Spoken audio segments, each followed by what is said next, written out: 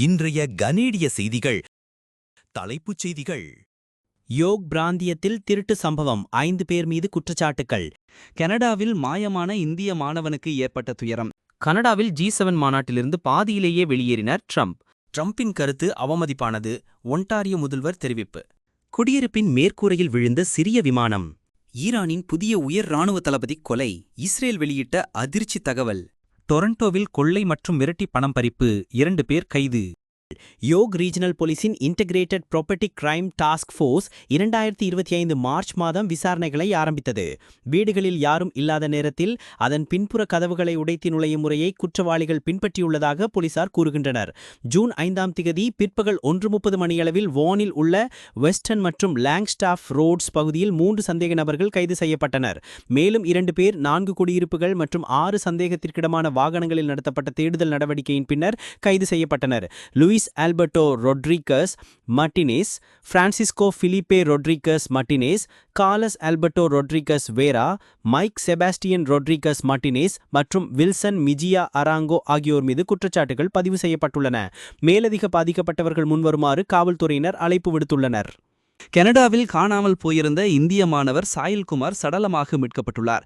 இந்தியாவின் ஹரியானாவிலிருந்து கல்வி கற்க சென்றிருந்த 22 வயதுடைய சாயில்குமார் கடந்த ஏப்ரல் மாதம் கனடா சென்றார். மே மாதம் 16ஆம் தேதி ஹாமில்டனில் உள்ள தனது வீட்டிலிருந்து டொரண்டோவில் உள்ள ஹம்பர் காலேஜிற்கு புறப்பட்ட அவர் பிற்பகல் 1 மணி அளவில் கல்லூரிக்கு அருகில் காணப்பட்டதாக CCTV காட்சிகள் காட்டுகின்றன. பின்னரே அவர் காணாமல் போனார். டொரண்டோவில் அவரது உடல் கண்டுபிடிக்கப்பட்டதாகவும் அவரது மரணத்தில் எவ்வித குற்ற செயலும் இல்லை எனவும் போலீஸ் தெரிவித்துள்ளனர். மே மாதம் 27ஆம் தேதி ஒரு நீர்நிலையில் சாயல்குமார் உயிரிழந்த நிலையில் கண்டுபிடிக்கப்பட்டுள்ளார்.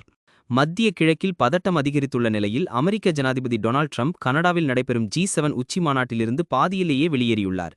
ஈரான் இஸ்ரேல் இடையிலான போர் சூழல் காரணமாகவே அவர் வெளியேறுவதாக ஒயிட் ஹவுஸ் அறிவித்துள்ளது. டொனால்ட் ட்ரம்ப் இன்று அமெரிக்காவுக்கு புறப்படுவார் என ஒயிட் ஹவுஸின் செய்தி தொடர்பாளர் கேரோலின் லேவிட் தெரிவித்துள்ளார். இந்த திடீர் வெளியேற்றம் சர்வதேச அளவில் பெரும் கவனத்தை ஈர்த்துள்ளது.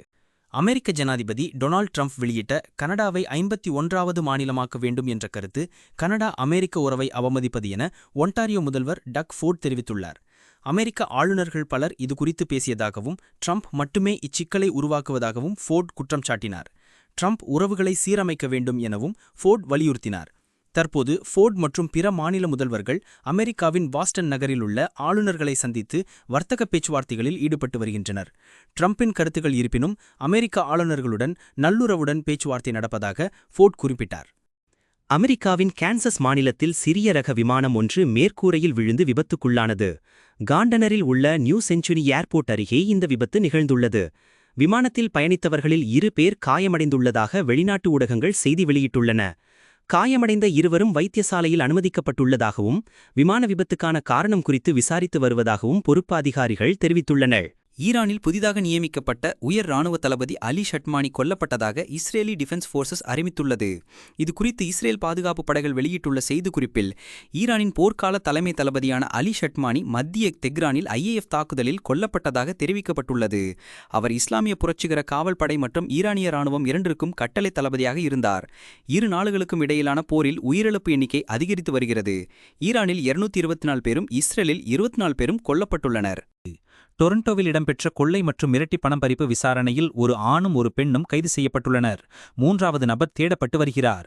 ஜூன் 11ஆம் தேதி பிற்பகல் 4:30 மணியளவில் அடிலைட் ஸ்ட்ரீட் வெஸ்ட் மற்றும் பீட்டர் ஸ்ட்ரீட் அருகே தாக்குதல் குறித்து டொரண்டோ போலீசுக்கு அழைப்பு வந்தது. பாதிக்கப்பட்டவர் ஸ்னாப் சாட்டில் நீனா என்ற பெயரில் இருந்த பெண்ணை சந்தித்துள்ளார். அங்கு 2 ஆண்களால் அவர் தாக்கப்பட்டு கொள்ளையடிக்கப்பட்டு பணம் பறிக்கப்பட்டுள்ளார். மான்ட்ரியாலை சேர்ந்த ஜூலியா வாலியாண்டே மற்றும் மிஷிசாகாவைச் சேர்ந்த சலீம் அப்துல்லா ஆகியோர் கைது செய்யப்பட்டு குற்றச்சாட்டுகள் சுமத்தப்பட்டுள்ளனர். 2வது சந்தேக நபர் தலைமறைவாக உள்ளார். தமிழர்.ca கனேடிய தமிழர்களுக்கான இணையதளம்.